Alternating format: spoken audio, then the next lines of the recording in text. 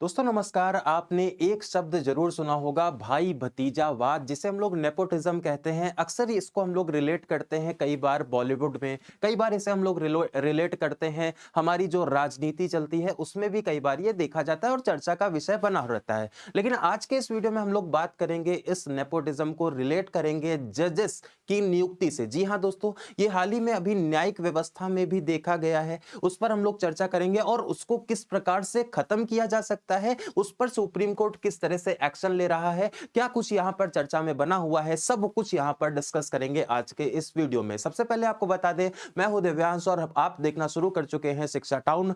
और आप लोगों का जो आज का विषय होने वाला है, इसको आपको नॉलेज बूस्टर की तरह से लेना है और आपको एक नई समझ इस विषय से क्रिएट होगी आपके दिमाग में। हम लोग यहां पर बात कर रहे हैं एक बहुत ही ज्यादा चर्चा में बना हुआ विषय, भाई भतीजावाद। आपने देखा है कई बार बॉलीवुड में, आपने देखा है इसे कई बार भारत की राजनीति में, लेकिन अब ये जो चर्चा में बना हुआ है वो बना हुआ है नेपोटिज्म। ये जुडिशरी में देखा जा रहा है ना। ऐसा माना जा रहा है कि जो जजेस की नियुक्ति होती है वहां पर कई बार कॉम्प्रोमाइज होता है, आपका बैकग्राउंड थोड़ा सा वहां पर देखा जाता है। उस पर थोड़ा सा चर्चा करते हैं आज के इस वीडियो में। देखिए, सबसे पहले आपको बताएं, ये जो नेपोटिज्म है ये लगातार इसमें जुडिशरी में होने की आशंका यहां पर दिखाई जाती है और इसको खत्म करने के लिए सुप्रीम कोर्ट लगातार प्रयास कर रहा है। उसी प्रयास के तर्ज पे आज का हमारा ये वीडियो है कि क्या कुछ यहां पर किया जा सकता है। देखिए, मुद्दा यह है कि सुप्रीम कोर्ट जो कोलेजियम जो होता है सुप्रीम कोर्ट का, वहां पर कंसीडर किया गया अपॉइंटमेंट जो होते हैं जजेस के, वहां पर जजेस के रिलेटिव्स को अपॉइंट किया जाता था। इस व्यवस्था को सुप्रीम कोर्ट ने पहचाना और इस व्यवस्था को खत्म करने के लिए प्रयास भी किए गए। इससे पहले हम लोगों ने यह देखा 2014 में एक एक अलग से एक बॉडी भी बनाई गई थी जो कि जजेस की अपॉइंटमेंट को लेकर के वो डिसीजन लेती थी, लेकिन उसको फिर कहा गया कि भाई इससे हमारी न्यायपालिका भी सरकार के अंडर में ही काम करने लगेगी। तो एक स्वतंत्र न्यायपालिका की जो एक अवधारणा, जो एक बेसिक स्ट्रक्चर है, इस उसको यहां पर ठेस पहुंचेगी, जिसकी वजह से उस पूरी बॉडी को ही खत्म कर दिया गया था, असंवैधानिक मान लिया गया था। आज के इस वीडियो में उस पर भी बात करेंगे। लेकिन अभी ये जो स्टेप लिया गया है वो सुप्रीम कोर्ट के द्वारा लिया गया है, जहां पर नेपोटिज्म का मतलब बेसिकली यही है कि रिलेटिव्स को ही अपॉइंटमेंट मिल रहा हो, है ना। उस तरह की चीजें यहां पर देखने को मिलेंगी। ये देखिए, सबसे पहले आपको बता देते हैं ये जो प्रमुख बिंदु है ये कहां से ये इसकी चर्चा शुरू हुई। तो देखिए, सबसे पहले ये देखिए कि प्रमुख बिंदु ये सुप्रीम कोर्ट के कोलेजियम में एक नया प्रस्ताव पर विचार अभी चल रहा है। ये डिस्कशन अभी लगातार चल रहा है। आपके क्या व्यू हैं कमेंट सेक्शन में जरूर बताइएगा। लास्ट तक बने रहेंगे तो आपको एक क्वेश्चन का भी आंसर देना होगा जो कि इसी से संबंधित है। देखिए, ये अगर आप पॉलिटी जो राजनीतिक विज्ञान के अगर आप छात्र हैं तो आपके लिए तो ये बहुत ज्यादा इंपॉर्टेंट एक टॉपिक ही है। अगर आप इसके छात्र नहीं भी हैं तो सामान्य जानकारी के लिए भी आप इस वीडियो को पूरा देखिएगा। देखिए, सुप्रीम कोर्ट का एक नया प्रस्ताव है, इस पे विचार किया जा रहा है कि कोलेजियम के एक जज की हाई कोर्ट के कोलेजियम को निर्देश देने का प्रस्ताव दिया कि वे ऐसे वकीलों की सिफारिश ना करें, ऐसे वकीलों की सिफारिश ना करें जिनके माता पिता या करीबी रिश्तेदार सुप्रीम कोर्ट या उच्च न्यायालय के जज हों। इस तरह की एक सिफारिश की गई है ना, इस तरह की सिफारिश की गई, जिसके बाद में यह डिस्कशन अब हाइप पर आया है। इस डिस्कशन को आगे लाना और इस पे चेंजेस लाने की बात हो रही है। देखिए, इस प्रस्ताव के तहत में जजों के परिवार के सदस्य उच्च न्यायालय के जज के रूप में नियुक्त करने की सिफारिश फिलहाल रोकी जा सकती है। इस पर विचार चल रहा है, लगातार सुप्रीम कोर्ट इस पर मंथन कर रहा है और इसको किस तरह से ये लोग अप्लाई कर पाएंगे वो हम लोग आगे आने वाले समय पर देखेंगे। लेकिन इस पर एक विचार है, ये लगातार जो भाई भतीजावाद कहा जाता है उसको खत्म करने की एक कोशिश की जा रही है। यह प्रस्ताव कुछ अन्य लोगों को पसंद भी आया है और तब से कोलेजियम के अन्य सदस्यों के बीच में एक खुली बहस का भी ये विषय बना हुआ है। लगातार सुप्रीम कोर्ट में ये एक ओपन डिबेट के रूप में प्रस्तावित और इस पर लगातार काम भी किया जा रहा है। ठीक है, अब देखिए इसमें और क्या है। देखिए, सबसे पहले आपको बताएं, ये जो कोलेजियम है इसमें शामिल हैं चीफ जस्टिस हमारे संजीव खन्ना साहब, है ना, जस्टिस बी आर गवई हैं और इसके साथ में जस्टिस सूर्यकांत हैं। इसके बाद में ऋषिकेश राय हैं और साथ में एएसओ का शामिल है इस कॉलेजियम में। पूछा जा सकता है कभी कभी नेपोटिज्म से रिलेटेड कॉलेजियम में कौन कौन शामिल है, कौन कौन इस डिबेट में एक्टिवली पार्ट ले रहा है, वो जजेस का कॉलेजियम पूछा जा सकता है ना, तो ये आपको ध्यान रखना है। अब वे जानते हैं कि कुछ योग्य उम्मीदवार जो वर्तमान में पूर्व सुप्रीम कोर्ट या हाई कोर्ट के जजों के करीबी रिश्तेदार हैं, ये प्रस्ताव से वंचित हो जाएंगे, इसका आइडिया उन्हें है। है ना? एक ये प्रस्ताव है। लेकिन यहाँ पर अगर मान लीजिए ऐसा होता है कि रिश्तेदारों को ही नियुक्तियाँ मिल रही हैं, है ना? तो वो कहीं न कहीं कॉम्प्रोमाइज़ होगा, कहीं न कहीं वहाँ पर चीज़ें अफ़ेक्ट होंगी और कहीं न कहीं जो हमारी न्यायपालिका जो एक इंडिपेंडेंट न्यायपालिका है, जहाँ पर कोई भी जा कर के हर एक प्रकार का एक तरह से पार्टिसिपेशन कर सकता है, वो सारी चीज़ें कहीं न कहीं अफ़ेक्ट हो सकती हैं। तो ये जो एक कोलिजियम है, इसने डिसाइड किया कि भाई ये इसको पता है कि भाई इससे थोड़ा-सा नुकसान हो सकता है, लेकिन ये एक पारदर्शी व्यवस्था नहीं है, क्योंकि यहाँ पर कुछ ना कुछ प्रेफ़रेंस दिया जा रहा है। तो एक समानता जो अवधारणा, समानता की अवधारणा भारत के संविधान में भी प्रतिदर्शित है, उसको कहीं न कहीं अफ़ेक्ट किया जा रहा है इन सारी चीज़ों की वजह से। देखिए, अब इसके बाद में ये देखिए नेपोटिज्म का जो परिभाषा है वो आप इस पिक्चर से समझ सकते हैं कि भाई एक तरफ से तो प्रयास सारे हो रहे थे, लेकिन वो लोग यहाँ पर पहुंच नहीं पा रहे। यहाँ पर जो नेपोटिज्म है उसके माध्यम से एक प्रॉपर स्टेयर बना करके उनको इंटर कराया जाता है। देखिए, ऐसा इसलिए कहा जा रहा है क्योंकि एक आम धारणा यह है कि इन वकीलों की पहली पीढ़ी के वकील की तुलना में जज बनने की प्रक्रिया में प्राथमिकता इन्हें मिलती है ना? तो पहले अगर जो वकील रहे उनको आगे चल करके जज बनने की जो प्राथमिकता मिलती है, लगातार मिलती है, ये धारणा एक बनी हुई है जिसमें लगातार डिबेट भी है, जिसको खत्म करने की कोशिश लगातार की जा रही है। ठीक है, उसमें दिसंबर 2022 में एक ऐसी चीज हुई जिसमें सुप्रीम कोर्ट कोलिजियम ने हाई कोर्ट के जजों के लिए सिफारिश किए गए वकीलों के साथ में बातचीत भी शुरू की और उनकी उपयुक्तता और क्षमता का आकलन करने के लिए ये प्रयास किया जा रहा है। ये आपको याद रखना है। तो मतलब बेसिकली एक एबिलिटी को एनालाइज करने की बात है। यहां पर किसी भी आधार पर अगर कोई भी नियुक्ति होती है तो वो एबिलिटी के आधार पर हो, ना कि कोई उनके रिलेटिव के आधार पर हो ना। तो इस तरह की अवधारणा को सुप्रीम कोर्ट यहां पर इस पर ओपन डिस्कशन चल रहा है। इसके अलावा ये आवश्यकता क्यों है, आखिर आखिर ये आवश्यकता क्यों है, तो यहां पर एक लाइन यहां पर मेंशन्ड है, आप मेरी पीठ खुजाओ और मैं तुम्हारी पीठ खुजाऊंगा, है ना। तो इसकी वजह से कई लोगों का मानना था कि जजों के द्वारा जजों का जो चयन होता है ना, उसमें एक प्रणाली रहती है कि आप हमारी मदद करो, हम आपकी मदद करेंगे। इस तरह की चीजें यहां पर इस लाइन से प्रतिदर्शित होती है। इस वजह से सुधार की आवश्यकता होती है। ठीक है, इसने चयन प्रक्रिया पर दाग लगा दिया क्योंकि मौजूदा या जो पूर्व संवैधानिक न्यायालय के जज हैं, कई बार बच्चों को हाई कोर्ट के जजों के रूप में नियुक्त करने की सिफारिश की गई थी। कई बार ये सिफारिश होती है, ये सिफारिश मना इसलिए नहीं हो पाती क्योंकि वो लोग जो सिफारिश करते हैं वो भी कहीं ना कहीं इसी से जुड़े हुए लोग हैं।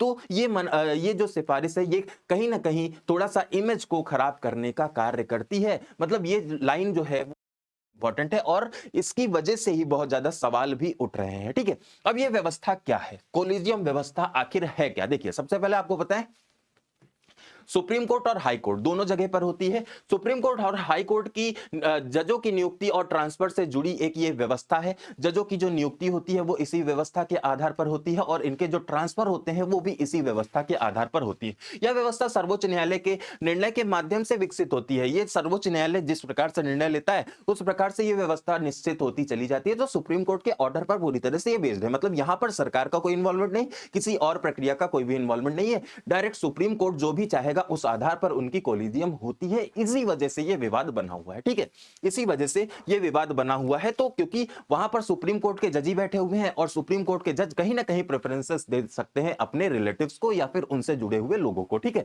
अब देखिए ये कोलिजियम व्यवस्था एक दिन में नहीं विकसित हुई है, इसमें लगातार निरंतर विकास हुआ है। आपको बताते हैं, देखिए सबसे पहले एक न्यायाधीश मामला है 1981 का। इस मामले में न्यायिक नियुक्तियों के स्थानांतरण पर मुख्य न्यायाधीश के सुझाव की प्रधानता को उचित कारणों के साथ में अस्वीकार कर दिया गया, है ना। जो मुख्य न्यायाधीश हैं उनके जो सुझाव हैं उनकी प्रधानता को यहां पर अस्वीकार इस न्यायालय एक न्यायाधीश के मामले में कर दिया गया था 1981 में।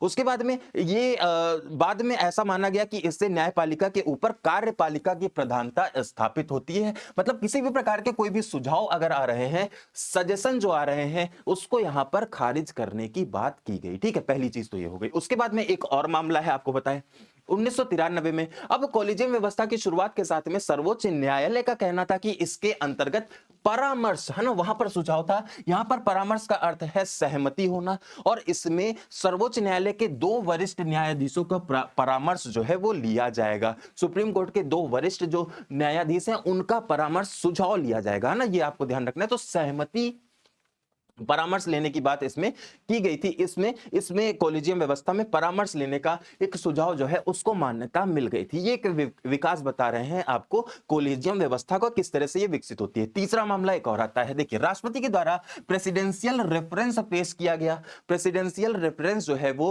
राष्ट्रपति के द्वारा पेश किया गया। इसे इसके बाद सुप्रीम कोर्ट के 5 सदस्यीय निकाय के रूप में कॉलेजियम का विस्तार भी किया जाता है। 5 सदस्यों को मिलाकर के एक कॉलेजियम बनाई जाएगी जो कि जजों के ट्रांसफर और उनकी नियुक्ति से संबंधित यह व्यवस्था होगी। ये राष्ट्रपति के द्वारा अनुमोदित किया गया। कॉलेजियम में सुप्रीम कोर्ट के मुख्य न्यायाधीश और 4 वरिष्ठ न्यायाधीश जो हैं वो शामिल होंगे, है ना। 4 इसमें जो सीनियर मोस्ट जज होंगे वो इसमें इस व्यवस्था में शामिल होंगे। और ये व्यवस्था क्या करेगी, ये व्यवस्था बेसिकली ये जो जजेस हैं उनकी नियुक्ति से संबंधित रहेगी, ठीक है।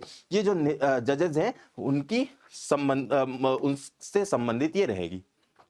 अब देखिए कुछ इंपॉर्टेंट पॉइंट आपको बता दें। न्यायिक नियुक्ति के अधिक पारदर्शी बनाने का हवाला देते हुए केंद्र सरकार राष्ट्रीय न्यायिक नियुक्ति आयोग, ये वो आयोग है जिसकी बात हम लोगों ने शुरुआत में की थी, 2014 में बनना था, है ना। तो वहां पर क्या है, राष्ट्रीय न्यायिक नियुक्ति आयोग एक बनाया गया था सरकार के द्वारा, है ना। सरकार जैसे ही बदली थी तुरंत ये आयोग 2014 में स्थापित किया गया था। लेकिन इस आयोग की स्थापना 99 संविधान संशोधन से हो तो जाती है, 2014 के अनुसार हो तो जाती है, लेकिन इस आयोग को सर्वोच्च न्यायालय में चुनौती दी जाती है, जिसके बाद में 2015 में इसे असंवैधानिक, सरकार ने भी कोशिश की कि भाई ये जो नियुक्तियां हैं वो गवर्नमेंट के आधार पर ही हो, ताकि नियुक्तियों में थोड़ा सा पारदर्शिता हो या फिर कहीं ना कहीं नियुक्तियां थोड़ा सा कंट्रोल्ड हो जाएं। ये भाई भतीजावाद जो हो सकता है आगे और बुरा रूप ले ले, उसको यहां पर लगाम लगाई जा सके। लेकिन अगर सरकार न्यायालय में नियुक्तियां करने लगेगी तो भाई जो न्यायालय हमारा स्वतंत्र है वो स्वतंत्र कैसे रह पाएगा। तो उसको पूरी तरह से असंवैधानिक घोषित करके खत्म कर दिया गया 2015 में, ठीक है। तो ये सरकार की तरफ से एक प्रयास था।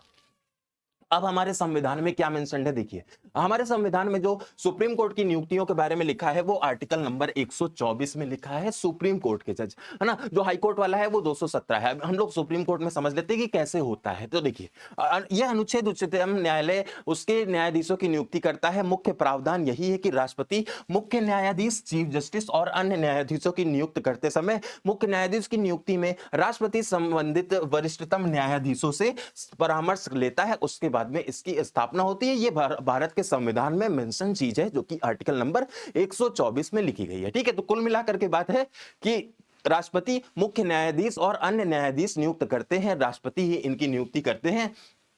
मुख्य न्यायाधीश की सलाह पर अन्य न्यायाधीशों को भी नियुक्त किया जाता है। तो मुख्यतः अगर देखें तो इसका जो पूरा दारोमदार है किसका है, राष्ट्रपति का ही इसमें रिस्पॉन्सिबिलिटी रहती है। ये हमारे भारत के संविधान में लिखा गया है। इसके बाद में अब कौन हो सकता है जज, तो अगर भारत का नागरिक है तो हो सकता है। 5 वर्ष का अगर न्यायाधीश का की सेवा उच्च न्यायालय में अगर उसने 5 साल तक जो न्यायाधीश है एज अ जज है, अगर वो एज अ जज उसने काम किया है तब वो हो सकता है जज, है ना। इसके अलावा 10 वर्ष का अगर इन्हें अधिवक्ता का मतलब वकील एज अ वकील इनका 10 वर्ष का अनुभव है, या फिर राष्ट्रपति के दृष्टिकोण में कोई विधि का प्रतिष्ठित अगर विशेषज्ञ है तब भी वो एज अ जज नियुक्त हो सकता है। सिफारिश कौन करेगा, सिफारिश इसमें बेसिकली सर्वोच्च न्यायालय का मुख्य न्यायाधीश करेगा।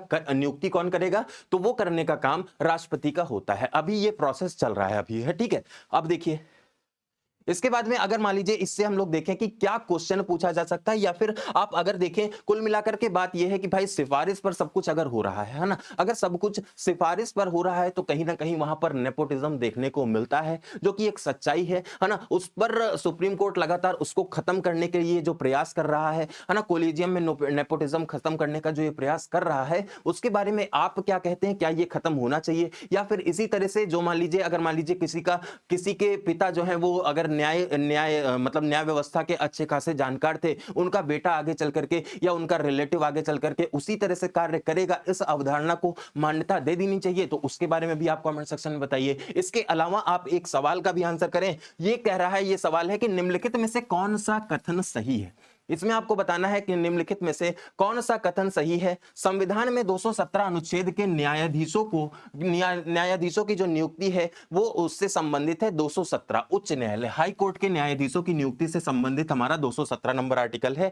ये सही है या गलत। कोलिजियम व्यवस्था सिर्फ सुप्रीम कोर्ट के जजों की नियुक्ति करता है। कौन सा स्टेटमेंट इन दोनों में से सही है, केवल एक, केवल दो, एक और दो दोनों, या फिर ना तो एक ना तो दो। ये इसका आंसर आपको कमेंट सेक्शन में बताना है और एक अपना पॉइंट ऑफ व्यू भी शेयर करना है, जिसके माध्यम से आपको मतलब इस संपूर्ण जो विषय वस्तु है इसके बारे में आप क्या समझते हैं। अगर ये नेपोटिज्म हमारी जो न्यायपालिका है उसमें आ जाएगा तो हमें किस तरह के नुकसान आगे फेस करने पड़ सकते हैं। क्या कुछ आपके विचार हैं कमेंट सेक्शन में जरूर बताइएगा। आज के इस वीडियो में इतना ही, और क्वेश्चन का आंसर भी कमेंट सेक्शन में जरूर दे दिएगा। जय हिंद।